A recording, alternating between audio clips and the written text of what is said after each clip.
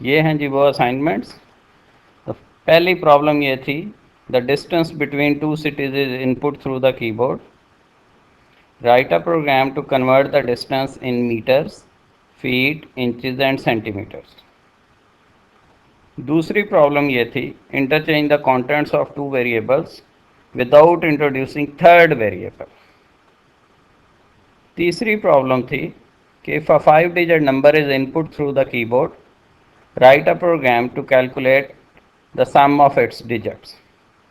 और चौथी प्रॉब्लम थी, if the selling price of an item is input through the keyboard and the profit earned on it is also input through the keyboard, write a program to find the cost price of the item। अच्छा, इसमें dear students मैंने आप लोगों के लिए ये problem जो है इनके सॉल्यूशंस तो तैयार किए हैं, लेकिन आप इसके साथ अपने सॉल्यूशंस को कंपेयर कर लें। और मोस्ट प्रॉब्ली इसमें ऐसा होता है कि हर बंदे की, हर पर्सन की जो लॉजिक होती है प्रॉब्लम को सॉल्व करने की, वो दूसरे से डिफरेंट होती है। तो आप इसको एग्जैक्ट मैच ना करें, बल्कि लॉजिक अपनी को जो है वो क्लियर करने की कोशिश करें। लेकिन अगर उसमें कोई मेथड में कोई फ़र्क है आपके सोल्यूशन में, तो वो मैटर नहीं करता, क्योंकि कभी भी ये मुमकिन नहीं है कि दो लोग एक ही मेथड से जो है ना वो एक प्रॉब्लम को सॉल्व करें। So there might be some difference, but the logic must be analysed कि वो आपने ठीक तरीके से काम किया या नहीं किया। तो चेक करते हैं जी।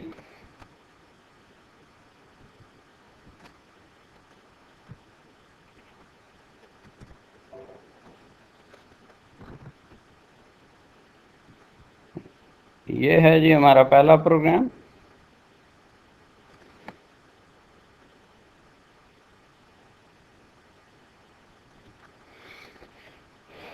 हाँ जी, the distance between two cities in kilometer is input through the keyboard, write the program to convert the distance into meters, feet, inches and centimeter. अब इसमें एक वैल्यू हमने इनपुट करनी थी, दैट इज किलोमीटर।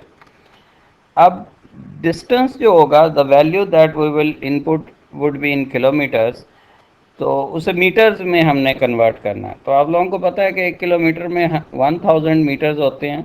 तो जो भी किलोमीटर की वैल्यू होगी, जब उसे 1000 से आप मल्टीप्लाई करेंगे तो definitely you would get metres. Over here हमने ये किलोमीटर्स को 1000 से मल्टीप्लाई करके मीटर्स में कन्वर्ट किया। और फिर जब मीटर्स आपके पास कैलकुलेट हो जाएंगे, तो आप लोगों को पता है कि 1 मीटर में 3.28 फीट होते हैं। तो जो मीटर्स कैलकुलेट हुए हैं, हम उन मीटर्स को 3.28 से मल्टीप्लाई करेंगे तो हमारे पास फीट्स आ जाएंगे। और इसी तरह से आपको पता है कि फीट, 1 फीट में 12 इंचज़ होते हैं। तो जब फीट आपके पास कैलकुलेट हो जाएं, तो हम फीट को 12 से मल्टीप्लाई करेंगे तो हमारे पास इंचज़ आ जाएंगे। और इसी तरह से 1 मीटर में 100 सेंटीमीटर्स होते हैं, और मीटर्स को हम 100 से मल्टीप्लाई करेंगे तो हमारे पास सेंटीमीटर्स आ जाएंगे। तो ये 4 अरिथमेटिक इंस्ट्रक्शंस जो हैं, मीटर, फीट, इंचज़ और सेंटीमीटर, इससे क्या होगा कि पहले हम मीटर्स बनाएंगे किलोमीटर से, फिर उन्हीं मीटर से फीट, और फिर फीट से इंचज़, और जो मीटर्स हमारे पास एग्जिस्ट कर रहे हैं उसको 100 से मल्टीप्लाई करेंगे तो सेंटीमीटर्स आ जाएंगे। तो ये जो किलोमीटर की वैल्यू है, ये अब 4 फर्दर वैल्यूज़ में कन्वर्ट हो चुकी है, मीटर में, फीट में, इंचज़ में और सेंटीमीटर्स में। तो जब वैल्यूज़ जो है वो कैलकुलेट हो जाएं, तो आप उन्हें जो है वो डिस्प्ले करवा सकते हैं। लेकिन डिस्प्ले करवाने के लिए ये इन्वर्टेड कॉमास में मैंने लिखा है डिस्टेंस इन मीटर्स, ये आप लोगों की आसानी के लिए है कि आप अपने इंटरफेस को ज़्यादा बेहतर बनाएं। अगर आप डायरेक्ट एम लिख देते सी आउट में, तो वो फिर मीटर की वैल्यू आनी थी, लेकिन साथ स्टेटमेंट या डिस्क्रिप्शन जो है वो साथ नहीं आनी थी। तो अगर आप चाह रहे हैं कि साथ में डिस्क्रिप्शन आए, तो उसके लिए आप डिस्टेंस इन मीटर्स जो है ये इन्वर्टेड कॉमास में लिखेंगे, और आगे एम जो है, that is the variable which had stored the value of metres, तो ये चीज़ आप डिस्प्ले करेंगे। फिर उसी तरह से फीट डिस्प्ले करने से पहले कोट्स में आप डिस्टेंस इन फीट जो है वो लिख लेंगे, ताकि उसकी डिस्क्रिप्शन साथ आ जाए। और फिर एफ वेरिएबल था जिसमें आपने फीट कैलकुलेट किए थे, आप उसको डिस्प्ले करवा लें। फिर distance in inches, similarly inches display करवाएंगे एंड सेंटीमीटर डिस्प्ले करवाएंगे।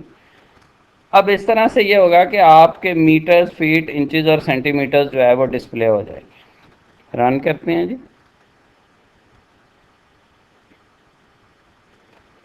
डिस्टेंस इन किलोमीटर की वैल्यू लेट से हमने कह दिया है कि जी 5 किलोमीटर।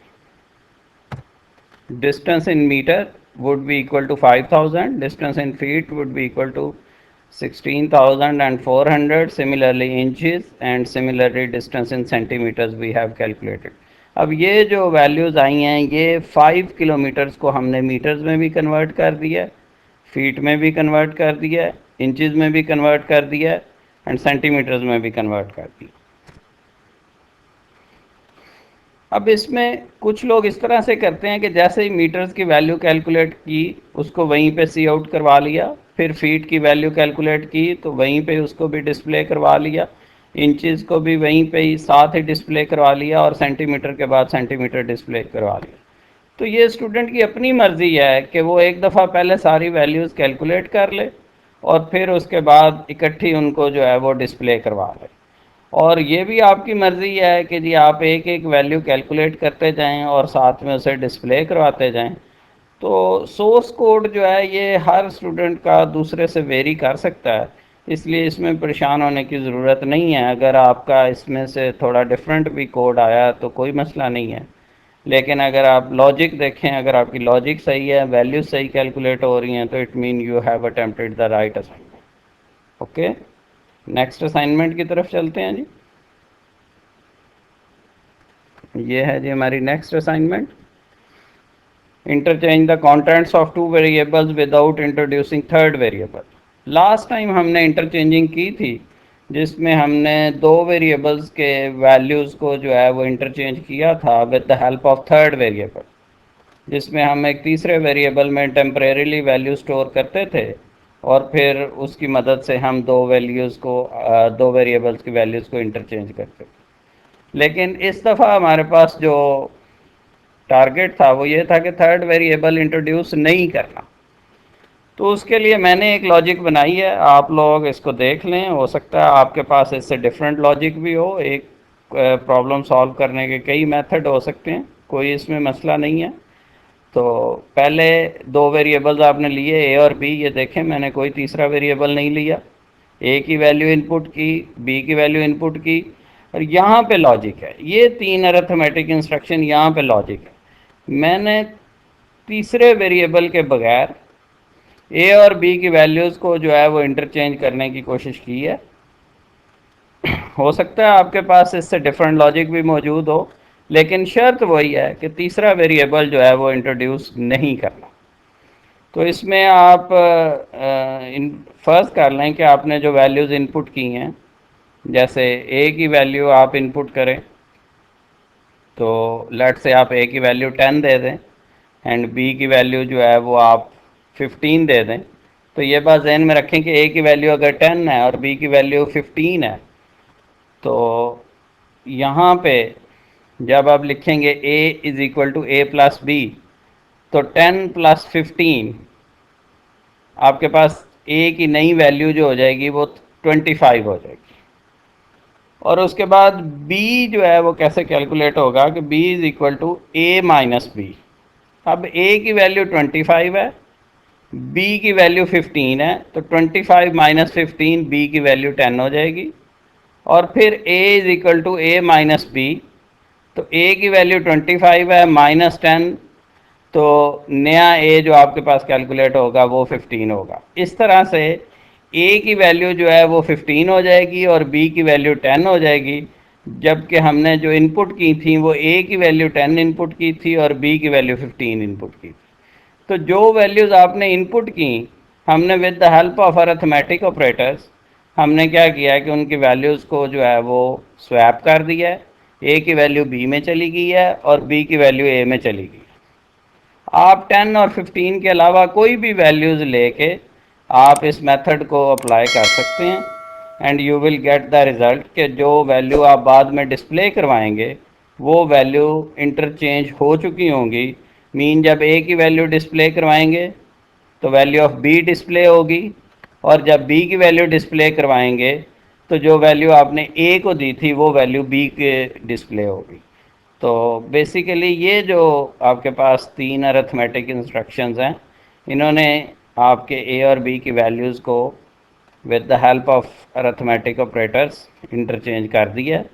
आप कोई भी वैल्यूज़ दे के रिज़ल्ट को वेरीफाई कर सकते हैं। लेट्स से हम इसको रन करते हैं जी। ए की वैल्यू फर्स्ट कर लें हम, उसी तरह से 10 देते हैं, बी की वैल्यू 15। तो ये देखें ए जो है वो 15 हो चुका है और बी 10 हो चुका है। आप इसको दोबारा रन करें, कोई और वैल्यूज़ दे दें।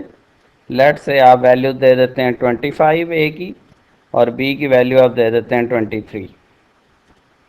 तो अब ए 23 हो चुका है और बी 25 हो चुका है। तो ये यहाँ पे लॉजिक है सारी, कि आपने with the help of arithmetic operators आपने क्या किया है, ए की और बी की वैल्यूज़ को स्वैप इस तरह से किया है कि ए की वैल्यू बी में चली गई है और बी की वैल्यू ए में चली गई। तो इस तरह से ये जो हमारी शर्त थी कि इंटरचेंज करें आप, लेकिन थर्ड वेरिएबल को इंट्रोड्यूस जो है वो नहीं करना। तो विदाउट थर्ड वेरिएबल मैंने जो है वो वैल्यूज़ को इंटरचेंज किया है, आप खुद भी करके देख सकते हैं।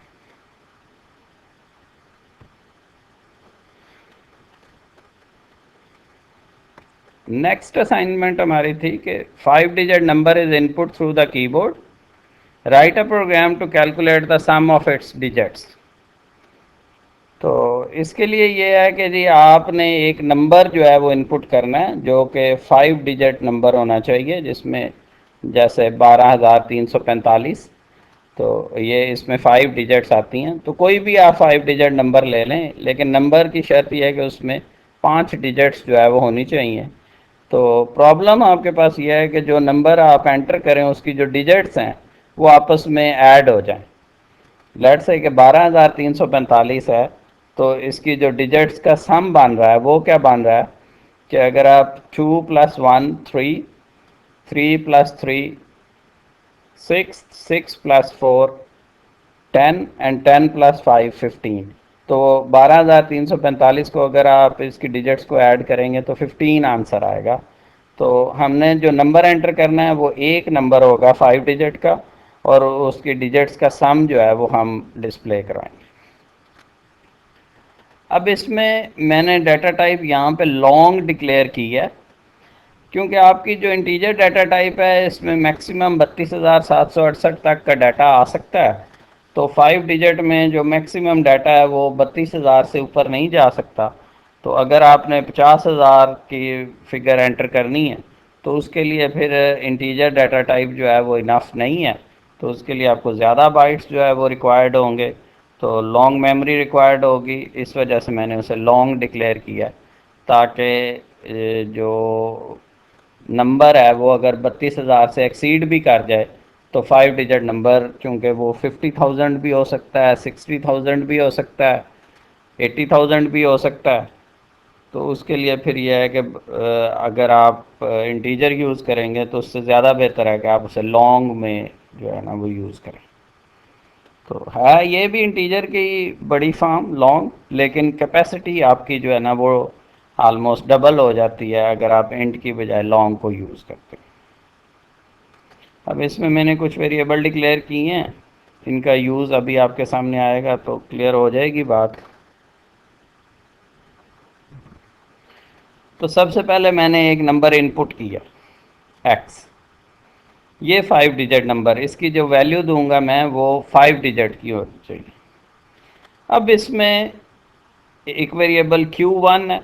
q1 क्या कर रहा है कि x/10, तो जो नंबर है उसको 10 पे डिवाइड करेगा और उसका जो कोशेंट है वो Q1 में आ जाएगा। जैसे 12,345 है, इसको 10 पे आप डिवाइड करें तो आपके पास जो कोशेंट आएगा वो आएगा 1 2 3 एंड 4, और रिमाइंडर जो आएगा वो 5 आएगा। और इसी तरह से R1 जो है x%10 करें तो इसमें x 1 2 3 4 5 यानी कि 12,345 है। जब उसे 10 पे डिवाइड करें तो चूंकि ये मॉड ऑपरेटर है और इसने रिमाइंडर रिटर्न करना है, तो रिमाइंडर आपके पास जो है वो x%10 करने से आपके पास जो लास्ट डिजिट होगी दैट इज़ फर्स्ट कर लें कि वो 5 है, तो 5 डिस्प्ले हो जाएगा। मीन R1 की वैल्यू 5 हो जाएगी और Q1 की वैल्यू 1 2 3 और 4 हो जाएगा। अब इसी तरह से अगले स्टेप पे चले जाएं।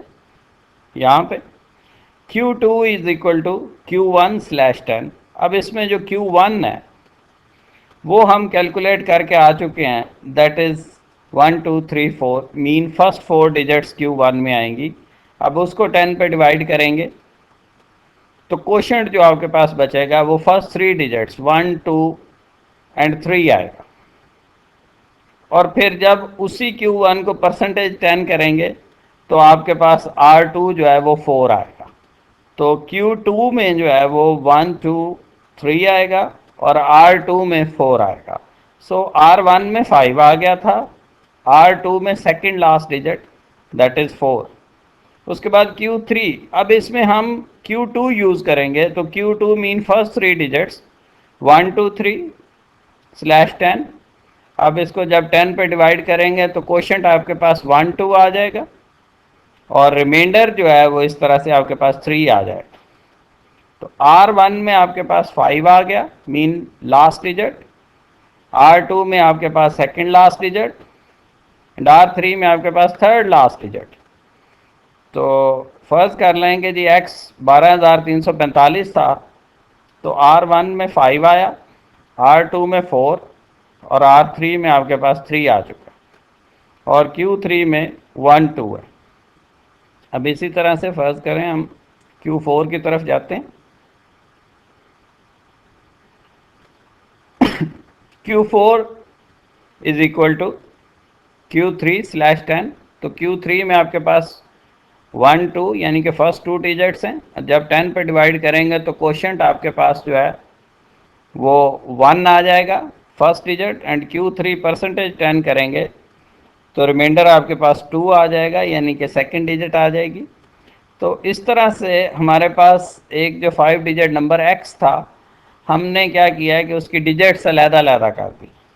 जैसे R1 में हमारे पास लास्ट डिजिट आ गई, R2 में सेकंड लास्ट डिजिट, R3 में थर्ड लास्ट डिजिट, R4 में सेकंड डिजिट एंड Q4 में first digit. So Q4, R1, R3, R2 and R1 ये वो वेरिएबल्स हैं जिसमें एक 5 डिजिट नंबर के पांचों डिजिट्स अलग-अलग हो चुके हैं। हर वेरिएबल में एक डिजिट आ चुका है। तो हम इनका सम करते हैं। R1 में हमारे पास लास्ट डिजिट थी, R2 में सेकंड लास्ट डिजिट, R3 में थर्ड लास्ट डिजिट, R4 में सेकंड डिजिट और Q4 में फर्स्ट डिजिट। तो फर्स्ट कर लेंगे, हमारे पास जो नंबर था दैट वाज 12,345। तो R1 में हमारे पास 5 आया, R2 में हमारे पास 4 आया, R3 में हमारे पास 3 आया, R4 में हमारे पास 2 आया और Q4 में हमारे पास 1 आया। तो ये सारे डिजिट्स ऐड हो जाएंगे तो इसका रिज़ल्ट जो 15 बनेगा वो सम में आ जाएगा। उसके बाद आप सम को डिस्प्ले करवा लें तो जो 5 डिजिट होंगे इस नंबर की, नंबर चूँकि एक है और उसकी हमने सारी एक एक डिजिट हमने अलग-अलग करके हर वेरिएबल में स्टोर करवाई है। तो इस तरह से पांचों डिजिट्स का सम जो है वो आपको मिलेगा। रन करके देख लें।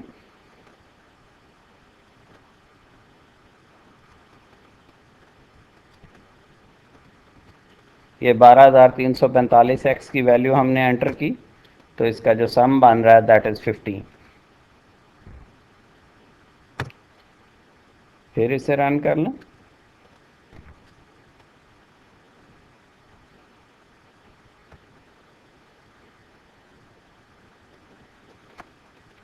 तेईस हज़ार 345, इसका सम कैलकुलेट कर लें, चेक करें। 17। तो कोई भी आप 5 डिजिट नंबर देंगे उसका सम जो है वो कैलकुलेट कर देगा, लेकिन तरीकाकार वही होगा कि हर डिजिट को अलग-अलग वो करेगा पहले और फिर डिजिट्स का सम होगा।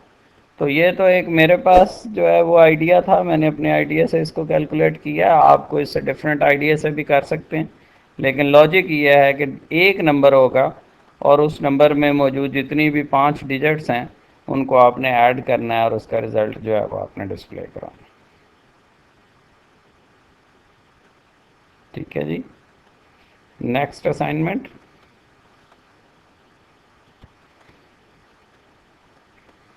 The selling price of an item and the profit earned is input through the keyboard. Write a program to display the cost price. छोटी सी प्रॉब्लम है कि आपने एक आइटम जो है वो सेल किया है और उस पर आपको कुछ प्रॉफिट हुआ। अब आपको ये भी पता है कि ये आइटम सेल कितने का हुआ है और प्रॉफिट जो है वो कितना हुआ है, तो आपने कॉस्ट प्राइस जो है वो फाइंड करनी है कि जी वो आपने ख़रीदा कितने का था। तो सिंपल, ये तो बहुत आसान प्रॉब्लम है आपके लिए, कोई मसला नहीं होगा कि आप एक सेलिंग प्राइस एक वेरिएबल ले लेंगे, एक कॉस्ट प्राइस और एक प्रॉफिट। सेलिंग प्राइस इनपुट करेंगे, इसी तरह से प्रॉफिट आप इनपुट करेंगे। तो सेलिंग प्राइस में से प्रॉफिट जो है वो माइनस कर देंगे तो आपकी कॉस्ट प्राइस आ जाएगी। आप उसी तरह से कॉस्ट प्राइस को इजीली डिस्प्ले करवा सकते। इसमें तो कोई मसला ही नहीं था, बड़ा सिंपल सा प्रोग्राम था। रन करते हैं जी इसे। फर्ज कर लें कि आपने सेलिंग प्राइस जो है वो 1200, कॉस्ट प्राइस जो है वो आपके सॉरी प्रॉफिट जो आपको हुआ है वो 250 हुआ है। तो कॉस्ट मीन परचेज आपने कितने की थी, वो 950 का आपने आइटम जो है वो परचेज़ किया था। 250 जो है वो आपको उस पर प्रॉफिट हुआ और सेल जो है वो आपकी कितने की हुई, वो 1200 की हुई। तो ये तो एक सिंपल सा प्रोग्राम था, मेरे ख्याल में इसमें तो आपको कोई मसला नहीं हुआ होगा। तो